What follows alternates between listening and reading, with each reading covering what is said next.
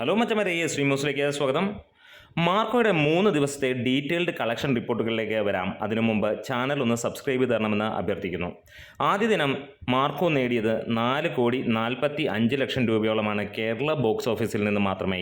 അന്നേ ദിനം തന്നെ ഇന്ത്യ ബോക്സ് ഓഫീസിൽ നിന്ന് സിനിമ നേടിയത് 5 കോടിയോളമാണ്. അതായത് ആദ്യ ദിനം സിനിമ വേൾഡ് വൈഡ് ആയിട്ട് നേടിയത് 10,80,00,000 രൂപയായിരുന്നു എന്നുള്ള കണക്കാണ് റിപ്പോർട്ടുകളിൽ സൂചിപ്പിക്കുന്നത്. രണ്ടാം ദിവസം കേരള കളക്ഷൻ 4,75,00,000 രൂപയോളമാണ് സിനിമയ്ക്ക് വന്നത്.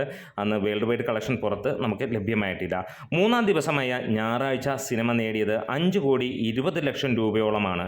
അതിനകത്തിൽ world wide rest of India കളക്ഷനും വേൾഡ് വൈഡ് കളക്ഷനുമായിട്ട് 5 കോടിയോളമാണ് സിനിമയ്ക്ക് നേടാൻ കഴിഞ്ഞിട്ടുള്ളത്. അങ്ങനെ ആകെ 3 ദിവസം കൊണ്ട് സിനിമ 34 കോടിക്ക് മുകളിലേക്കാണ് എത്തിയിരിക്കുന്നത്.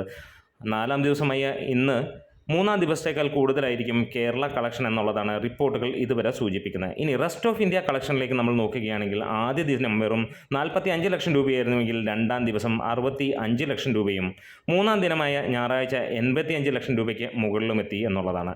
ഒരു കാര്യം പറയാനുണ്ട്, മറ്റുള്ള ലാംഗ്വേജസിൽ ഈ സിനിമ റിലീസായിട്ടില്ല. ഓൺലി മലയാളം വെർഷനും ഹിന്ദി ഡബ്ഡ് വെർഷനും മാത്രമാണ്.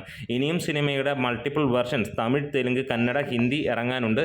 അത് വരുന്ന ആഴ്ചയിലായിരിക്കും ഇറങ്ങുന്നത്. ആ പതിപ്പുകൾ ഇറങ്ങുന്നതിന് മുമ്പുള്ള സിനിമയുടെ പ്രകടനമാണ് നമ്മളിവിടെ വിവരിച്ചിരിക്കുന്നത്. അങ്ങനെ 1,95,00,000 രൂപയോളമാണ് റെസ്റ്റ് ഓഫ് ഇന്ത്യയിൽ നിന്ന് മാത്രമായി സിനിമ നേടിയത്.